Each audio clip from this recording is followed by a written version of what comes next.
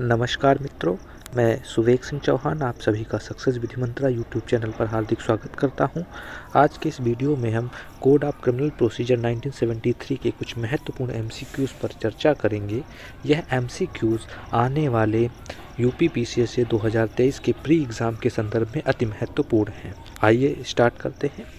पहला प्रश्न है, section 39 and 40 of the Code of Criminal Procedure 1973 CRPC make it mandatory to give information regarding commission of certain offences. Such information can be given to either to a magistrate or to a police officer, B. local TV channel, C. a lawyer, D. a police officer only. तो पहला प्रश्न है कि धारा 39 और 40 CrPC के तहत जो इन्फॉर्मेशन देने की प्रावधान किया गया है, यह इन्फॉर्मेशन किसको दी जाएगी? किसी मजिस्ट्रेट को या पुलिस ऑफिसर को या लोकल टीवी चैनल को या किसी अधिवक्ता को या किसी केवल पुलिस ऑफिसर को? तो इसका सही आंसर है ऑप्शन ए। ऑप्शन ए हमारा सही आंसर है कि जो आइदर मजिस्ट्रेट और पुलिस ऑफिसर धारा 39 और 40 सीआरपीसी के तहत जो सूचना देने का मैंडेटरी जो प्रावधान किया गया है, यह सूचना या तो मजिस्ट्रेट को या पुलिस ऑफिसर को दी जा सकती है। आइए अगला प्रश्न देखते हैं। दूसरा प्रश्न है, section 162 of the code of criminal procedure 1973 is for the protection of. धारा 162 सीआरपीसी किसकी प्रोटेक्शन के लिए है? ऑप्शन ए एक्यूज्ड के, अभियुक्त के, ऑप्शन बी विटनेसेस यानी साक्षी के, ऑप्शन सी पुलिस ऑफिसर के, ऑप्शन डी मजिस्ट्रेट के। तो सही ऑप्शन है ऑप्शन ए, एक्यूज्ड को यानी अभियुक्त को धारा 62 सीआरपीसी, धारा 162 सीआरपीसी एक्यूज्ड व्यक्ति यानी अभियुक्त को सुरक्षा प्रदान करती है, संरक्षा प्रदान करती है, प्रोटेक्शन प्रदान करती है। Option answer accused. अगला प्रश्न है, Which of the following is true of section 31 CRPC?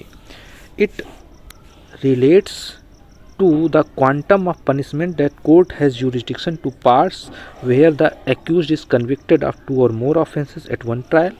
It is a rule of the procedural law, either A or B, both A and B.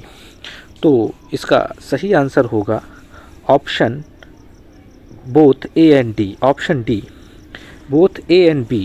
Option D हमारा correct हो जाएगा। Option D both A and B, अर्थात it section 31 of the CrPC relates with the quantum of the punishment that the court has jurisdiction to pass where the accused is convicted of 2 or more offences at one trial and it is a procedural rule. अगला प्रश्न है, in which of the following cases was it held that defect resulting from non-compliance of section 275 of the CRPC in the absence of actual or possible failure of justice is curable under section 464 and 465 of the CRPC? धारा 275 के तहत कोई अगर non compliance किया जाता है और उस नॉन कंप्लायंस को क्या धारा 464 और 465 के द्वारा, धारा 464 और धारा 465 के द्वारा क्यूरेबल किया जा सकता है जब फेलियर ऑफ जस्टिस हो रहा हो? तो option A Nain Singh versus Nain Singh, option B Ramdayal versus municipal corporation of Delhi, option C Abdul Rahman versus emperor, option D Ranjit Singh versus state of UP. तो सही आंसर हो जाएगा option C, Abdul Rahman versus emperor के मामले में ऐसा कहा गया था कि धारा 275 के प्रावधानों को अगर नॉन कंप्लायंस किया जाता है, पालन नहीं किया जाता है और इसके बाद कोई फेलियर ऑफ जस्टिस हो रहा हो इसके एब्सेंस में, तो उस स्थिति में जो धारा 464 और 465 के प्रावधान हैं उसके द्वारा इसको क्योर किया जा सकता है, इसको ठीक किया जा सकता है।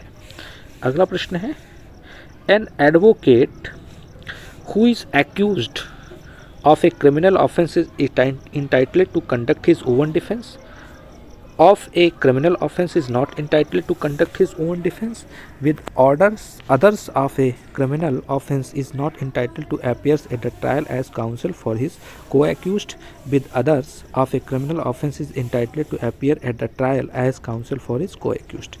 तो प्रश्न ये कह रहा है कि जो एक एडवोकेट है वो अभियुक्त भी है, क्या वो अपने मामले में अपना बचाव कर सकता है? क्या वो अपने मामलों में अपना बचाव नहीं कर सकता है? विद अदर्स, दूसरों के साथ, क्या जिसमें वो को एक्यूज्ड है, क्या वो अपने मामले का बचाव कर सकता है? और दूसरों के साथ जिसमें वो को एक्यूज्ड है, क्या वो अपने मामले का भी बचाव नहीं कर सकता है?